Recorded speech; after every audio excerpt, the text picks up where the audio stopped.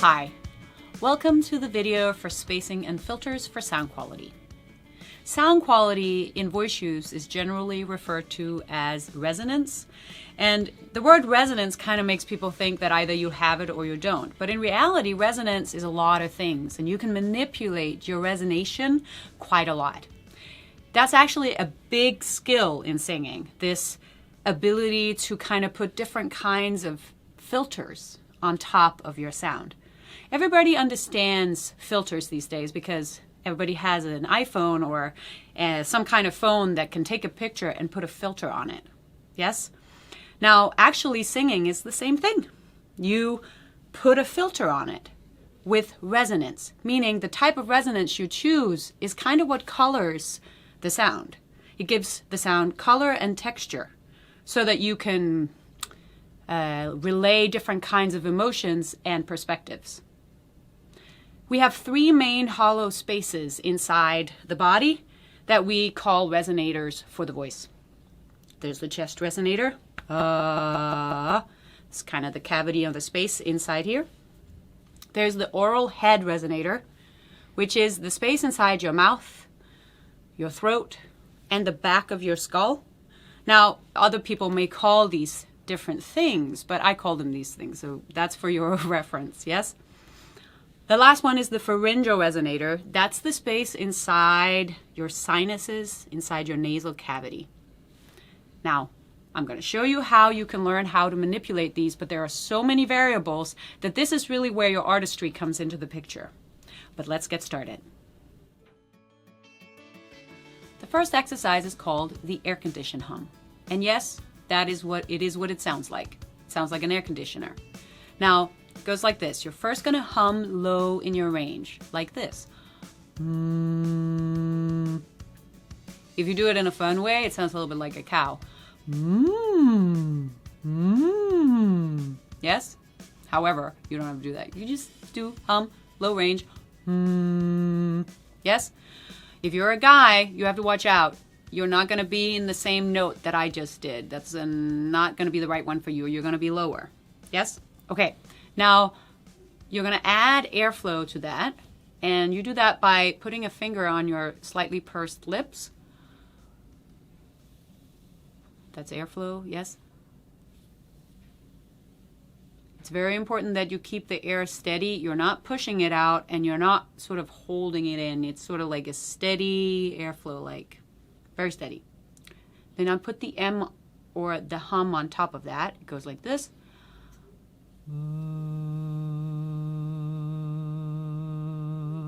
Sounds like an air conditioner? Yes, it does. Okay, now we're going to do something that's, we're going to take this into a scale. So you're going to go.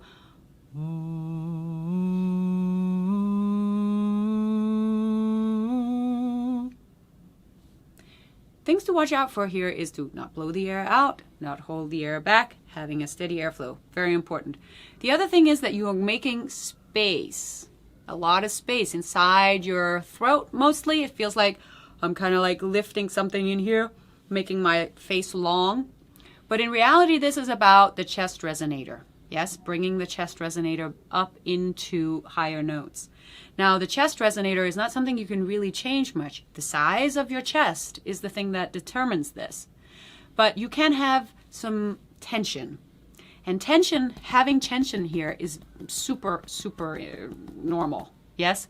So if you do feel like nothing is buzzing here, you might want to actually bang your chest a little bit while you're making sound. It's actually kind of like fun. You did this when you were a kid and you didn't even think it was weird. Yes? It's a very good way to try and get rid of some of the tension here. Yes? Let's do it one more time and then it'll be your turn.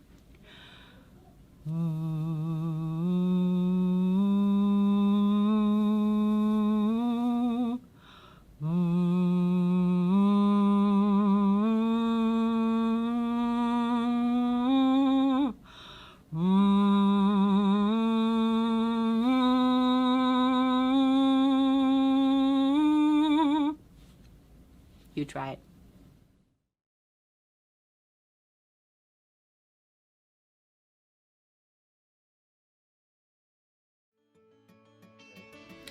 The next exercise is called the puppy with air.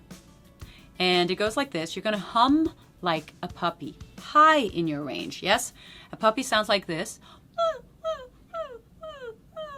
Yes? And if you have like a really, really small, very distressed puppy, it's more like, yes? Now, that's all the way at the top of my range, yes? Now, you don't have to go there. You can somehow find a place that's comfortable, and that's where I'd like you to start with this exercise. And then when you have a comfortable place, you can move it up a little bit. Okay, now, I'm going to put the airflow on that we just did in the other exercise. It's important that this air is steady.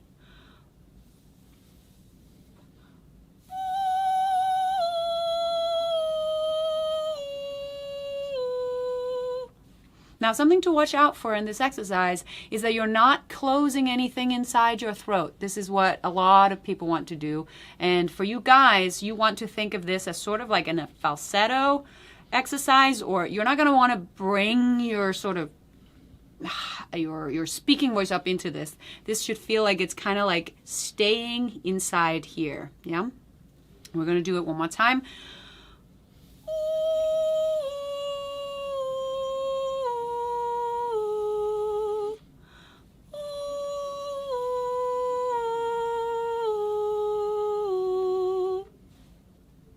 Now you try it.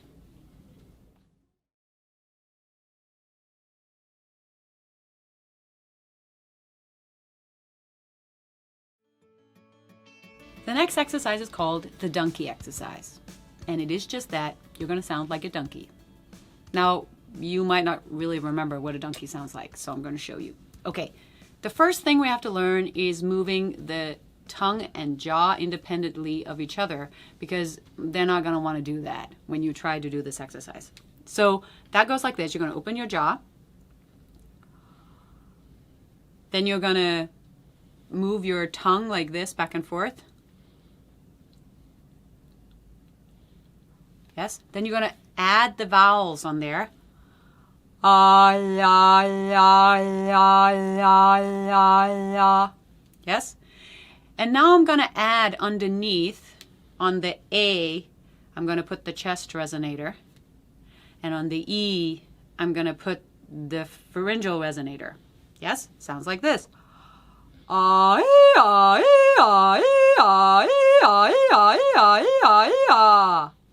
Yes? Sounds like a donkey. Yes? Okay, now, the hard part here is mostly this thing with the tongue. Yes? But it's also allowing yourself to flip like this. It doesn't sound pretty. And so if you've had some training before, you might find this hard because you have some tension in your instrument about how to flip between these resonators. You don't perceive this to be correct singing, so you've created some kind of tension around it. Now here's the news flash.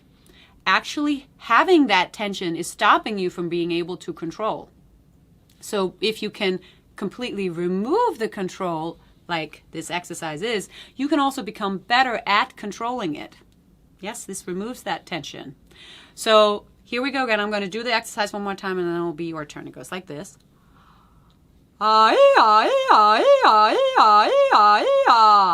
Yes? And you can actually, if you want to have something that's a little bit harder, you can either move it closer together, like make the jump less. But you could also just take the tongue thing out of it. That actually makes it harder. It goes like this. Now you try it.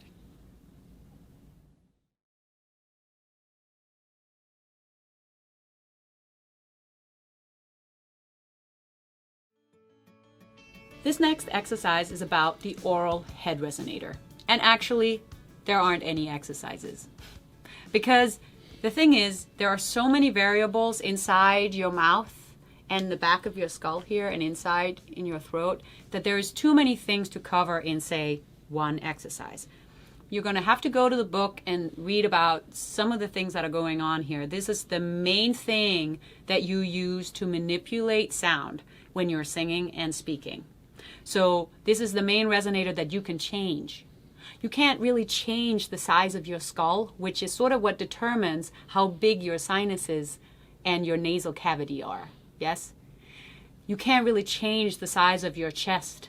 No, this is what you got. You also can't change the size of your mouth. No, this is not possible. But you can change pretty much everything else in there.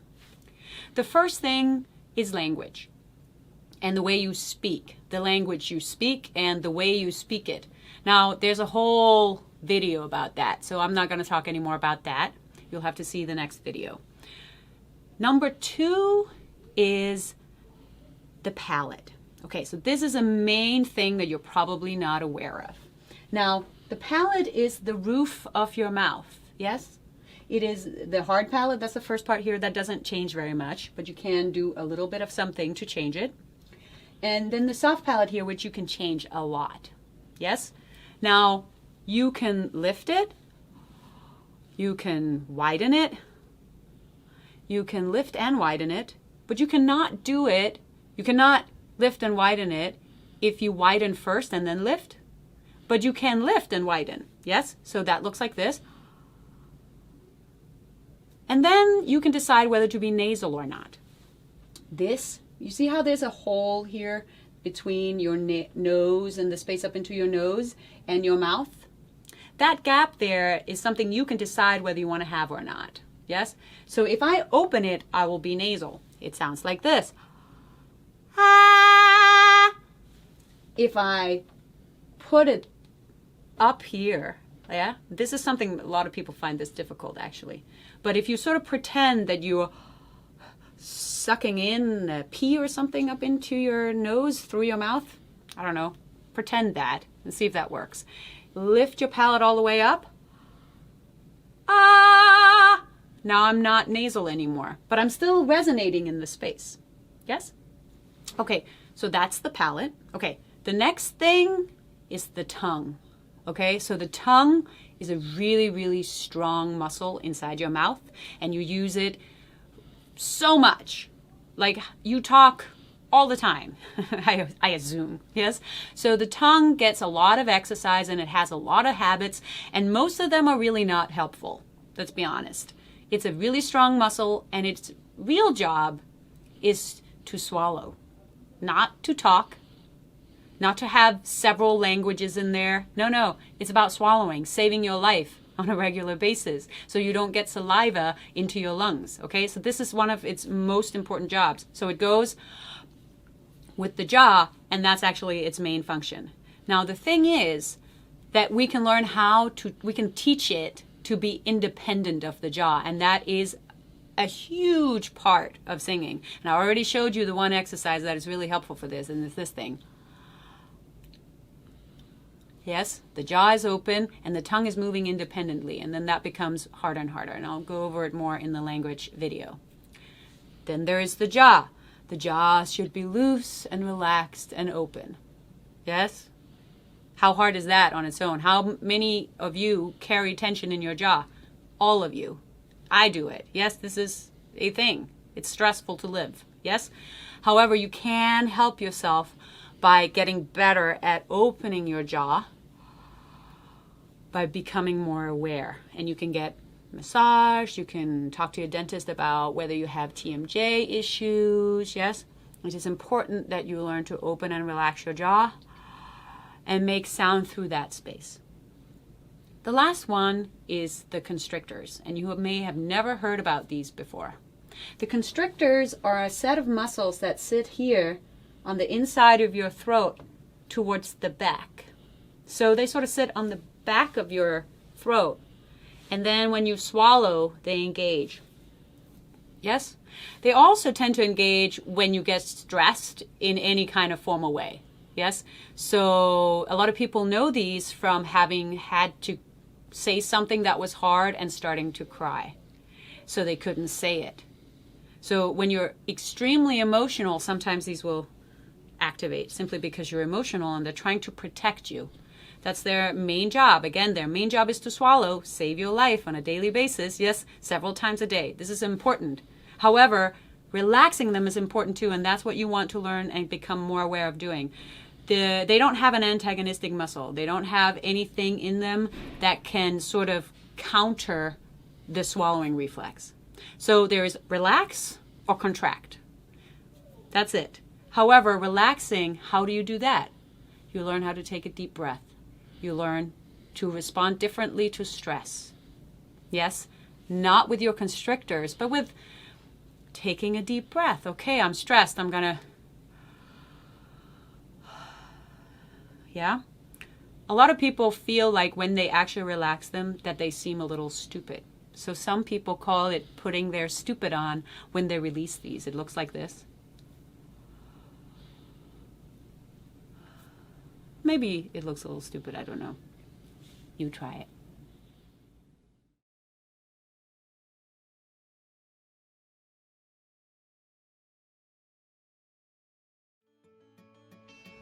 That was a breakdown of the different variables you have to control different sides of your resonation. Yes? Now, I'm going to show you 4 very common filters. And in the book, you can go in and you can read a little bit more about them. They all like different kinds of vowels, all sorts of things. And you can hear a little sound clip if you buy it as an ebook, or you can go onto the website and hear the sound clips. Okay, so this is a very quick breakdown of this. These things here, this is my artwork. You like it? Yes? Anyway, these are visualizations that I've created with my students when we do these very common sound filters. Yes? And just to give you a little overview of what a filter is one more time, you probably have a filter on your phone that's the one you use every time, right? You have like a couple of favorites. Yes? These are the favorites of the music industry, I would say. Yes, these are the ones that everybody somehow can find and do. Yes, they don't really have individuality, but that's okay. You put artistry onto these and they will seem more individual, and you can mess with them a little bit and make them your very, very own. This is sort of a basic template. Okay, the first one here is the full open sound, and that means you have to sort of like make a really big space in the back of your mouth. The very first one is the rectangular one, yes? And it sounds like this. Oh, eh, ah, oh, eh, ah. Loud and aggressive, yes? The top one there is for if you want to take that loud and aggressive sound further up your range. You're going to have to add this width to it, yes? And then it isn't so loud, so tall anymore. So it goes, eh, eh, eh. Yes? It's very aggressive. It's very loud. It has to be. So that's not one of the things you can change about it, okay? It doesn't have a quiet version. It doesn't even have like a medium version, okay? Loud, aggressive, sort of, you want to think rock and roll, usually. Yes, maybe soul. Okay. The next one is the angel sound, and you will have done this if you ever sang in a choir, because this is the one that melts really well with other voices, because it can do all of the vowels and it can do a lot of things. It can't be loud though, unless you're really high in your range, and it can't really be aggressive. I take that back. Maybe it can be aggressive if you're really high in your range, but it's a very hard sound to add any type of struggle and aggression to. It sounds like this. Hoo, hee, ooh, ee, ooh, ee, ooh. If I add the wings, it gets a little bit more like, maybe you want to think Disney. Ee, ooh, ee, ooh, ee, ooh, ee, ooh, ee. Yeah? The last one is the controlled open sound, and that's the one that kind of is the hardest one, but it's also probably the most common one. It has like a sense of struggle in it. So, and the shape that I'm creating is like sort of opening my mouth and sort of not, sort of widening, sort of not. It's sort of like a medium, and that makes it hard to do. And sometimes this actually really helps is if you put your fingers in between like this, and without clenching your jaw, you keep that space.